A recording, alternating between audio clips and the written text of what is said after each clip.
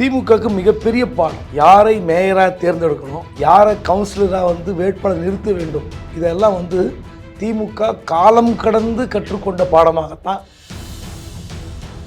அங்கே ஒரு மாவட்ட செயலாளர் சொல்லி தான் அந்த மேயர் வந்திருப்பார். ஆனால் அந்த மாவட்ட செயலாளரை மீறி அவர் செயல்படுகிறார். அவரும் கண்ட்ரோல் பண்ண முடியல. அப்புறம் சென்னையிலிருந்து அமைச்சர் தங்கம் தென்னரசு போகிறார். அப்புறம் உள்ளாட்சித்துறை அமைச்சர் நேரு போகிறார். இவங்க 2 பேருமே கட்டுப்படல. அப்போ யோசித்து பாருங்க, கட்சி எந்த அளவுக்கு பலகீனமாக இருக்கிறது.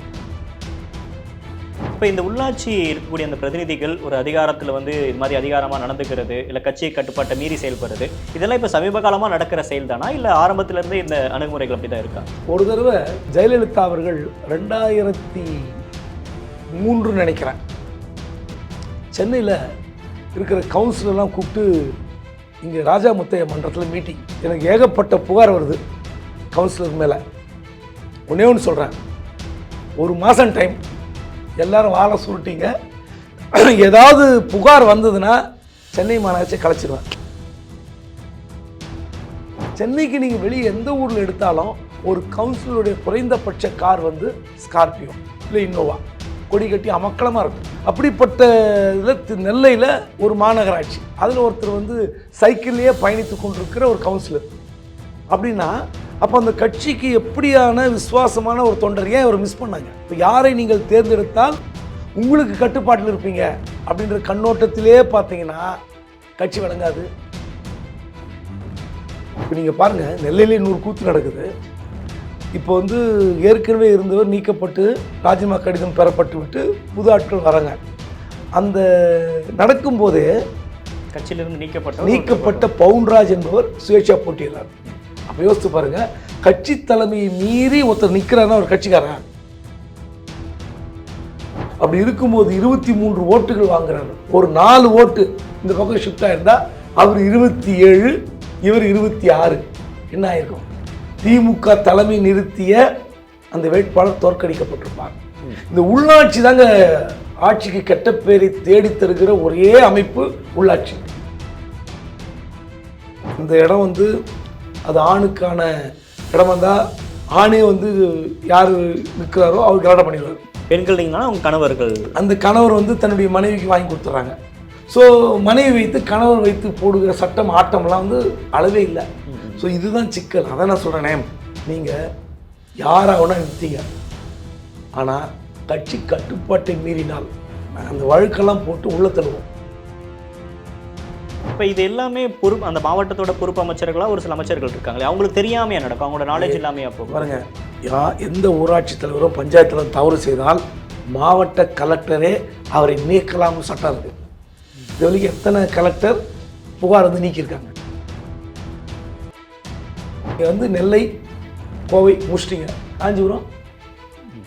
காஞ்சிபுரம் மேயர் இந்த மகாலட்சுமி மீது புகார், அன்னைக்கு தேர்வு அன்னைக்கு உள்ள ஓடி போயிட்டாங்க, டூர் போயிட்டாங்க. யோசித்து பாருங்க, எத்தனை நாளைக்கு காஞ்சிபுரம் தாங்கும்? யோசித்து பாருங்க, இவ்வளோ அசிங்கப்பட்டீங்க. அப்போது இந்த விவகாரத்தை அப்போ நாளைக்கு தலைவலி வரும் அப்படின்னு தெரிந்தும் நீங்கள் ஒரு பணம் கொடுக்குற ஒரு ஆளை மேயராக பக்காத்தி வச்சுட்டு நீங்கள் அசிங்கப்பட்டு, அதாவது இந்த அளவுக்கு நடந்த பிறகும் கட்சி அமைதியாக இருந்தால்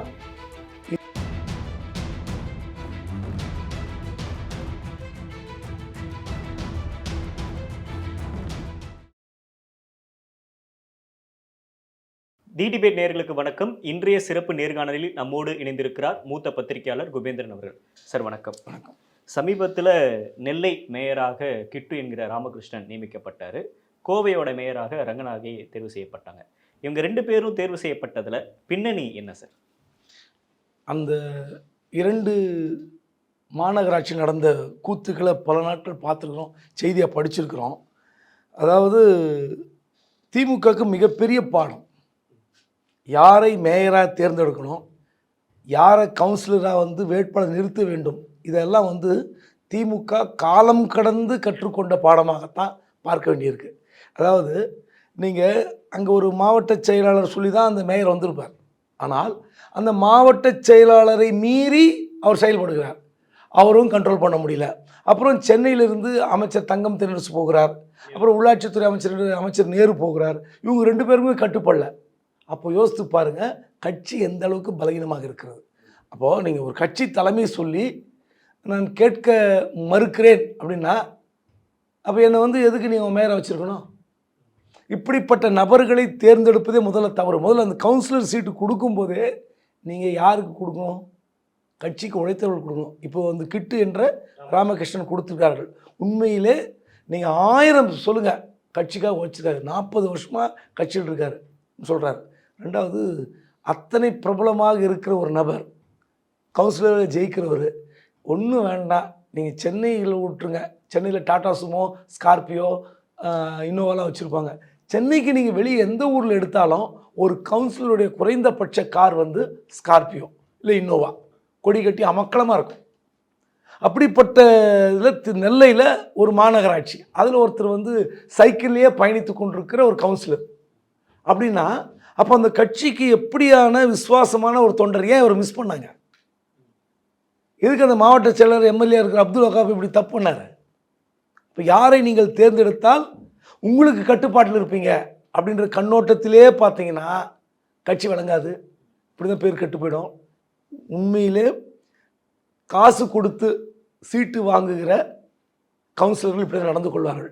கவுன்சிலர்களுக்குமே காசு கொடுத்தா சீட்டு வாங்குறாங்களா? ஆமாம், உண்மையில் அதான் அர்த்தம். இப்போ நீங்கள் பாருங்கள், நெல்லையிலே 100 கூத்து நடக்குது. இப்போ வந்து ஏற்கனவே இருந்தவர் நீக்கப்பட்டு ராஜினாமா கடிதம் பெறப்பட்டு விட்டு புது ஆட்கள் வராங்க. அந்த நடக்கும்போதே கட்சியிலிருந்து நீக்கப்பட்ட பவுன்ராஜ் என்பவர் சுயேட்சா போட்டிடுறார். அப்போ யோசித்து பாருங்க, கட்சி தலைமையை மீறி ஒருத்தர் நிற்கிறாருன்னா ஒரு கட்சிக்காரன் ஒருவேளை இருக்கலாம், கட்சிக்காரன் இருக்கலாம். ஆனால் கட்சி கட்டுப்பாட்டை மீறி வந்து எத்தனை சிக்கல் வரும்? அவ்வளோ பேர் ஓட்டு சும்மா போட்டாங்களா? பணம்.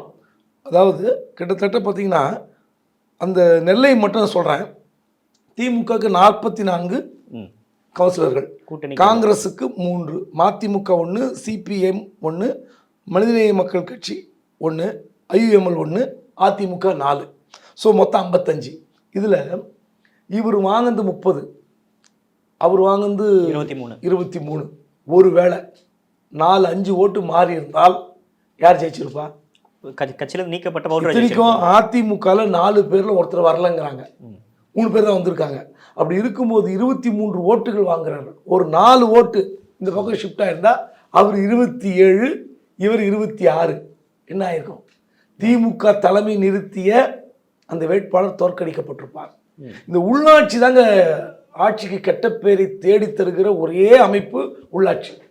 ஆனால் உள்ளாட்சி இல்லைன்னா வந்து மக்களாட்சி இல்லைன்னு சொல்லுவாங்க.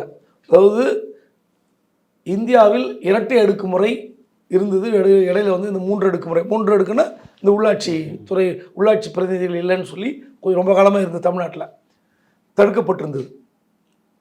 அதாவது யாருக்கு வந்து மக்கள்கிட்ட ஈஸியாக நல்ல பேர் வாங்கி தருவாங்கன்னு பார்த்தீங்கன்னா உள்ளாட்சி பிரதிநிதிகள் தான். அது வந்து நான் மாற்று கருத்து இல்லை. ஆனால் ஆட்சிக்கு அதிகமாக கெட்ட பேரை தேடி தருகிற தேர்தலாக மாறிவிட்டது உள்ளாட்சி பிரதிநிதி தேர்தல். இப்போது சென்னையில் ஜெயலலிதா அவர்கள் ஒரு 7-8 வருஷம் உள்ளாட்சி தேர்தல் நடத்தாமல் இருந்தாங்க.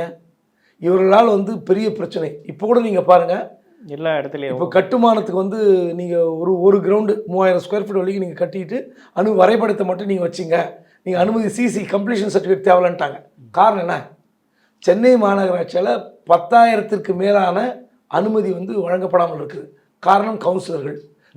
லோக்கல் கார்பரேஷன் இபி ஏஇ இவங்களை கையில் வச்சுக்கிட்டு அந்த வீட்டுக்கு மின் இணைப்பை தர்றதில்ல, குடிநீர் இணைப்பை தரதில்லை, கழிவுநீர் இணைப்பை தரதில்லை, இது லட்சக்கணக்கில் பணம் கேட்கறது.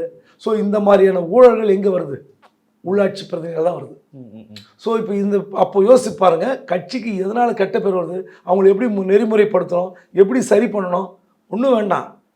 இந்த உள்ளாட்சி பிரதிநிதி விவகாரத்தில் முதலமைச்சர் இந்த தேர்தல் நடத்திய பிறகு ஒரு அறிக்கை விட்டார். உங்களுக்கு ஞாபகம் இருக்குன்னு நினைக்கிறேன்.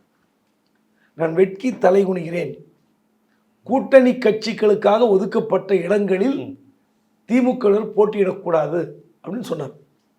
அவர் சொன்ன பிறகு கூட ஒரே ஒரு இடத்துல தான் ஒரு லேடி வாபஸ் ஆனான்னு நினைக்கிறேன். அந்த அளவுக்கு இது பணம் தருகிற ஒரு கற்பக விருட்சமாக இருக்குது இது இந்த உள்ளாட்சி பதவிகள். அப்படி இருக்கும்போது கட்சி தலைமை எப்படி இருக்கணும்? ரொம்ப கண்டிப்பாக இருக்கணும். ஒரு தடவை ஜெயலலிதா அவர்கள் 2007 3 நினைக்கிறேன். சென்னையில் இருக்கிற கவுன்சிலர்லாம் கூப்பிட்டு இங்கே ராஜா முத்தைய மன்றத்தில் மீட்டிங், அந்த மாதிரி சிஎம் மீட்டிங் போட்டு எனக்கு ஏகப்பட்ட புகார் வருது கவுன்சிலர் மேலே. ஒன்றே ஒன்று சொல்கிறேன், 1 மாதம் டைம், எல்லாரும் வாழை சுருட்டிங்க. ஏதாவது புகார் வந்ததுன்னா சென்னை மாநகராட்சியை கலைச்சிருவேன். அப்படி சொல்லி ஊழல் ஒழிஞ்சுதானா? இல்லை. பட் அந்தளவுக்கு மிரட்டக்கூடிய அளவுக்கு திமுக தலைமை இருக்கா? கடைசியில் நீங்கள் ராஜினாமா வாங்கி இங்கே போட்டீங்க. கோயம்புத்தூர் அதே தான் கதை. ஸோ நீங்கள் ஒரு வேட்பாளர் கட்சிக்கு இப்போ மட்டும் எப்படி கிட்டு கிடைச்சார்? ஏன் அது 3 வருஷம் முன்னாடி கிடைக்கலையா உங்களுக்கு? அத்தனை எளிமையான, அத்தனை ஒரு அணுகக்கூடிய ஒரு நபரை நீங்கள் போட்டிருந்தா மீடியா எவ்வளோ கவரேஜ் பண்ணுது. கிட்டூர் ராமகிருஷ்ணனுக்கு அவ்வளோ கவரேஜ். நாளைக்கு நிச்சயமாக மேயருக்கான காரெல்லாம் போகிறார். மேயர் கொடி கட்டி இனவகார் வந்துருச்சு. இப்போ அந்த காரெல்லாம் போகிறார். இருந்தாலும் இப்படி ஒரு எளிமையான தொண்டரை போடுங்களேன், விசுவாசமிக்க தொண்டரை போடுங்களேன். நீங்கள் ஒவ்வொரு மாவட்டத்திலும் பார்த்தீங்கன்னா, மாவட்ட கவுன்சில் ஆகட்டும், இல்லை ஊராட்சி தலைவர், பேரூராட்சி தலைவர், யாராக இருந்தாலும் பணம் கொடுத்து வெற்றி பெறக்கூடிய நிலைமை இருக்கு. இப்போ இந்த உள்ளாட்சி இருக்கக்கூடிய அந்த பிரதிநிதிகள் ஒரு அதிகாரத்தில் வந்து இது மாதிரி அதிகாரமாக நடந்துக்கிறது, இல்லை கட்சியை கட்டுப்பாட்டை மீறி செயல்படுறது, இதெல்லாம் இப்போ சமீப காலமாக நடக்கிற செயல் தானா, இல்லை ஆரம்பத்திலிருந்தே இந்த அணுகுமுறைகள் அப்படி தான் இருக்கா லோக்கல் பாடியில் பொறுத்தவரை? அதாவது ரொம்ப காலமாக இருக்கிறேன், இல்லைன்னு சொல்ல. பட் அங்கொன்றும் இங்கொன்றுமா இருக்கும். ஒரு நீங்கள் தமிழ்நாடு முழுவதும் பார்த்தீங்கன்னா இந்த உள்ளாட்சி விவகாரத்தில் ஒரு 10 இடத்துல இந்த மாதிரி அங்கே ஒன்றும் இங்கே ஒன்றுமா கட்சி இல்லை கட்சி மீறி எடுக்கிற சிக்கல்கள் இருக்கும். ஆனால் இப்போ பாருங்க, நீங்கள் 12 மாநகராட்சியில் 10 மாநகராட்சிகள் இருக்கு. இப்போ நீங்கள் வந்து நெல்லை, கோவை முடிச்சிட்டிங்க. காஞ்சிபுரம் மேயர் இந்த மகாலட்சுமி மீது புகார், அன்னைக்கு தேர்வு அன்னைக்கு உள்ள ஓடி போயிட்டாங்க, டூர் போயிட்டாங்க. யோசித்து பாருங்க, இப்போ எத்தனை நாளைக்கு காஞ்சிபுரம் தாங்கும்? எத்தனை முறை நீங்கள் சமாளிப்பீங்க? ஏதாவது நீங்கள் அந்த இடம் வந்து அது ஆணுக்கான இடமா இருந்தால் ஆணே வந்து யார் நிற்கிறாரோ அவர் கலாட்டம் பண்ணிடுவார். பெண்கள் நீங்கன்னா அவங்க கணவர்கள், அந்த கணவர் வந்து தன்னுடைய மனைவிக்கு வாங்கி கொடுத்துட்றாங்க. ஸோ மனைவி வைத்து கணவர் வைத்து போடுகிற சட்டம் ஆட்டம்லாம் வந்து அளவே இல்லை. ஸோ இதுதான் சிக்கல். அதான் நான் சொல்கிறேனே, நீங்கள் யாராக வேணால் நிறுத்திங்க, ஆனால் கட்சி கட்டுப்பாட்டை மீறினால் நீங்கள் கட்சி போட்டு நீக்க மாட்டீங்க.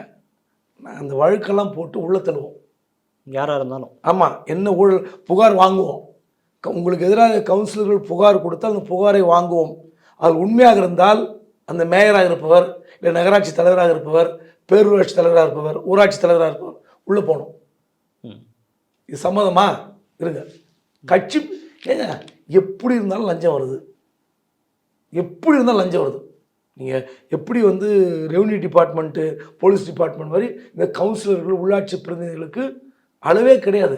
ஒன்றும் வேண்டாம், நீங்கள் ஊருக்கு எந்த பக்கம் போய் நீங்கள் லே அவுட் போடுங்களேன். ஒரு லே அவுட் போடுற நபரை கூப்பிட்டு நீங்கள் பேட்டிடுங்களேன்.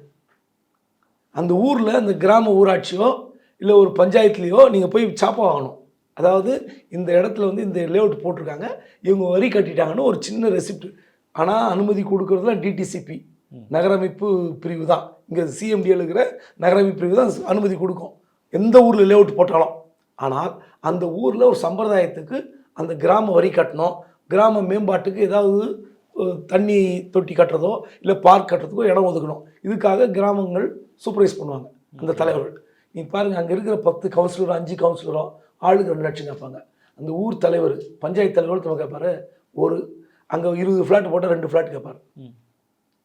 எப்படி 2 மனை, அங்கே 20 மனை நீங்கள் போட்டு விற்பனைக்கு பண்ணி 2 மனை எழுதி கேட்குறான். அது மட்டும் இல்லை, அதுக்கு மேலே பணம். அப்போ எப்படி இப்போ இதெல்லாம் எங்கே போய் விடியும்? யார் தலையில் விடியும்? இப்போ இது எல்லாமே பொறுப்பு அந்த மாவட்டத்தோட பொறுப்பு அமைச்சர்களாக ஒரு சில அமைச்சர்கள் இருக்காங்களே, அவங்களுக்கு தெரியாமையா நடக்கும்? அவங்களோட நாலேஜ் இல்லாமையா போகும்? பாருங்க, எந்த ஊராட்சி தலைவரும் பஞ்சாயத்தில் தவறு செய்தால் மாவட்ட கலெக்டரே அவரை நீக்கலாம்னு சட்டம் இருக்குது. இது வரைக்கும் எத்தனை கலெக்டர் புகார் வந்து நீக்கியிருக்காங்க. அதனால் இது வந்து ஆட்சியாளர்களுக்கு மிகப்பெரிய கெட்ட பேரை தேடி தருகிற 3வது அடுக்கு.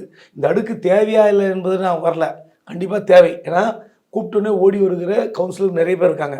நிறைய பேர் நல்லபடியாக ரோடு போடுறாங்க, நல்லபடியாக குடிநீர் இணைப்பு, கழிவுநீர் இணைப்பு தராங்க. அதெல்லாம் செய்கிற கவுன்சில் நிறைய இருக்காங்க, இல்லைன்னு சொல்ல. ஆனால் நீங்கள் 70% மேலாக இந்த லஞ்சம் வாங்கி கொண்டு அட்ராசிட்டி பண்ணுகிற மனைவிக்கு பதிலாக கணவன் வந்து கவுன்சிலராக சேரில் உட்காந்துக்கிட்டு ஆட்டம் போடுறது நடக்குது. அப்போ என்ன பண்ணுவீங்க கேட்டால் என்ன சொல்கிறாங்க, எங்களுக்கு சம்பாதிக்கிறதுக்கு வழி இல்லை, எம்எல்ஏ சம்பாதிக்கிறாரு, மாவட்ட செயலாளர் சம்பாதிக்கிறாரு, அமைச்சர் சம்பாதிக்கிறாரு, எங்களுக்கு வழி இல்லை, எங்களுக்கு வழி சொல்லுங்கன்னுவாங்க. நீங்கள் இப்போது அது வந்து இவங்க பாடு, கட்சி பாடு, ஆட்சி பாடு. ஆனால் மக்கள் உங்களுக்கு எப்படி இருப்பாங்க, ஓட்டு போடுவாங்களா? அது எப்படி சார் எந்த அளவு கவுன்சிலர் மேலே ஒரு அதிருப்தி இருக்குது அப்படின்னா அது எலெக்ஷனில் எப்படி மக்களை பாதிக்கும்? அது வந்து ஆட்சி மீது ஒரு அதிருப்தி எப்படி உருவாக்கும்? அதாவது நிறைய ஒரு பெரிய லேஅவுட் ப்ரொமோட்டர், ஒரு பில்டர் கேட்குற தொகையை கொடுக்கலாம். அதுக்கப்புறம் அந்த தொகை லஞ்ச தொகைக்கு பதிலாக அவர் எப்படி சம்பாதிப்பார்? இந்த வீட்டு மணி 1000 ரூபாய் சதுரடி விற்றாருன்னா 1200 ரூபா விற்பார். ஏன்னா அந்த லஞ்ச பணத்தெல்லாம் கணக்கிட்டு ஒரு வீடு விற்கிறாருன்னா ஒரு 3000 ரூபா சதுரடினா 3500 ரூபா 3500 ரூபா போட்டு விற்றுருவார். அது மக்கள் தலையில் விடும். ஆனால் நான் ஒரே ஒரு கிரவுண்டு வச்சுருக்கேன், நான் வீடு கட்டுறேன், நான் கஷ்டப்பட்டு ஒரு 30-40 வருஷம் சம்பாரித்த தொகையை வச்சுக்கிட்டு ரிட்டையர்மெண்ட் லைஃப்லையோ ரிட்டையர் ஆகிறதுக்கு முன்னாடியோ வீடு கட்டுறேன். அந்த வீடு கட்டுறதுக்கு எத்தனை விஷயம் இருக்குது. அனுமதி வாங்கணும், அனுமதி சுலபமாக கிடச்சிரும், ஆன்லைனில் போட்டால் வந்துடும். ஆனால் வீடு கட்டும்போது கவுன்சிலர் வருவார், அவரோட தொல்லை தாங்காமல் ஏஇ வருவார், அப்புறம் கார்பரேஷனில் வருவாங்க. சார் அவர் பார்த்துருங்க, கவுன்சிலர் பார்த்துருங்க. ஒன்றும் வேண்டாங்க.